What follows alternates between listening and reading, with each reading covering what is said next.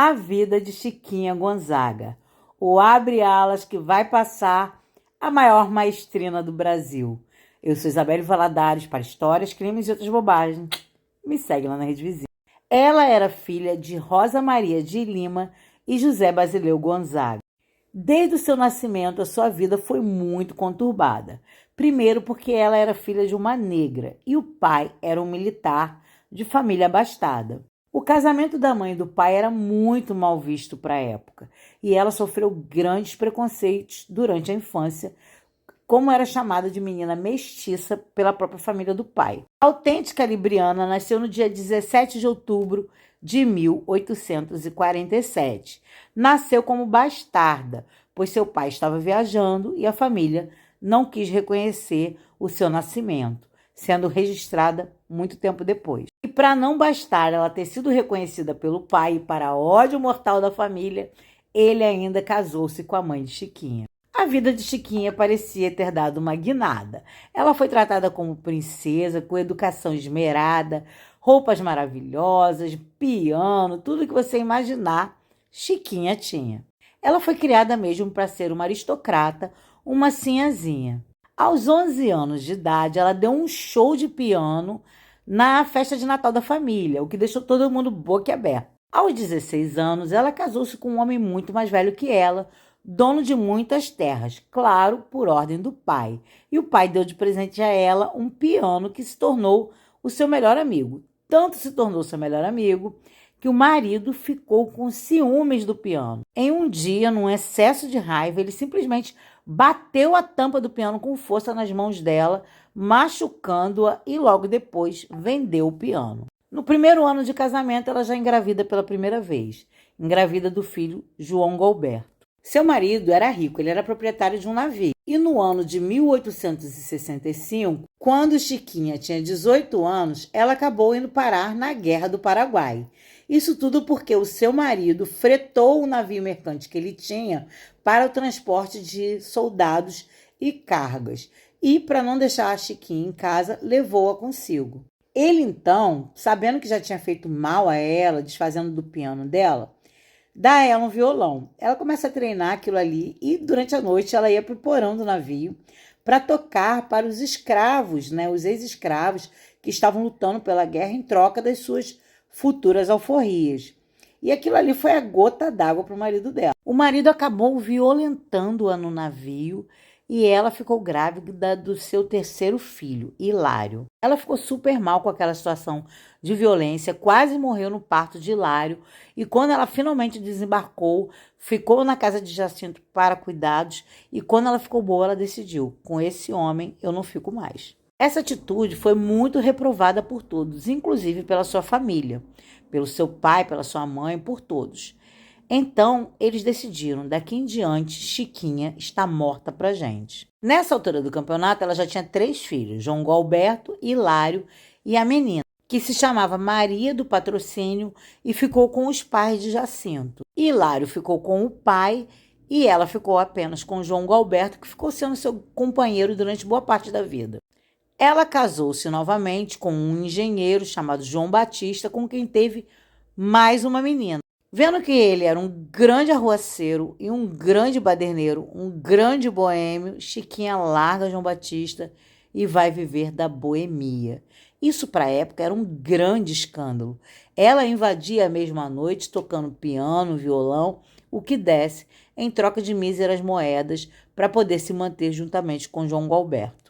Ela então começou a compor, ela compunha principalmente a polca, que era um ritmo bem aceito naquele momento e que a própria elite usava. E ela também compôs o abre-alas, para poder usar no Carnaval do Rio de Janeiro.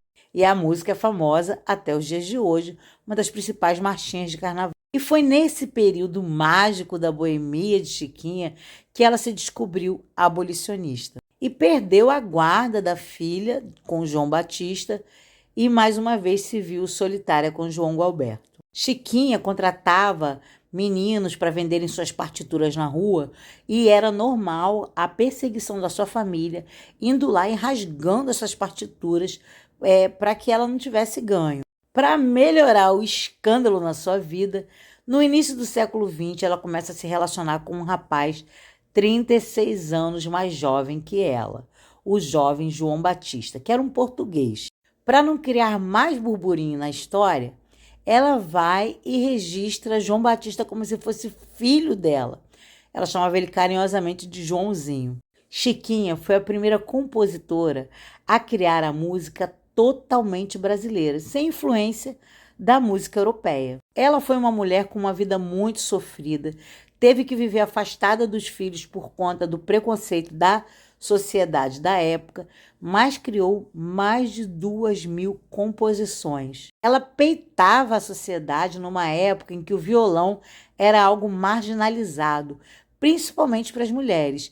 E a ex-primeira-dama, Nair de Tefé, também causou tocando uma música de Chiquinha Gonzaga, justamente numa festa do presidente, que era o marido dela, Hermes da Fonseca. Nair já era considerada uma primeira-dama mais pra frente que pé de palhaço. Ela então canta o popular Corta Jaca, que era uma música assim, que era tocada em qualquer bafuleiro, justamente na festa de despedida do general Hermes da Fonseca do governo, no Palácio do Catete. Isso estampou os principais tabloides do período imperial brasileiro. Ela se engajou mesmo na causa abolicionista, fazia comícios, vendia suas partituras para ajudar na causa abolicionista, vendia suas letras de músicas no trem, pedindo ajuda das pessoas para comprar alforria de escravo. E ela foi super encorajada por Carlos Gomes, aquele que criou a musiquinha lá da Hora do Brasil. Ela é uma das artistas brasileiras mais conhecidas internacionalmente no início do século XX. Ela falece no ano de 1935, já bem velhinha, e nos braços, adivinhe de quem? Do seu marido, João Batista, 36 anos mais novo que ela, mas que ficou com ela até o fim dos seus dias. Chiquinha peitava a sociedade para ser quem ela era, e hoje nós temos a honra de cantar O Abre Alas, que eu quero passar para essa mulher fantástica, que é uma mulher que representa todas nós mulheres até hoje.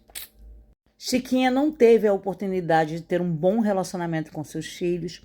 O mais próximo que ficou dela foi João Gualberto, que ficou um tempo com ela, depois ela perdeu a guarda para o pai. Em seus últimos anos de vida, os filhos até tentaram se aproximar, mas não tinham afinidade com a mãe, apenas João Gualberto. Hilário, coitado, não teve a educação esmerada que a mãe teve, acabou virando um sapateiro. E o pai deles, o pai de Hilário, João Gualberto e de Maria, acabou pobre. Ele perdeu 2 vezes toda a sua fortuna e quem pagou o enterro dele foi a própria Chiquinha. A Alice, que era filha do segundo casamento dela com o engenheiro, acabou perdendo um bom noivado justamente porque o noivo descobriu quem era sua mãe. Depois de uma certa idade, ela até foi procurar a mãe para criar seus filhos, cuidar dos seus filhos, quando ela já estava viúva e ela tinha ganho um comércio do marido.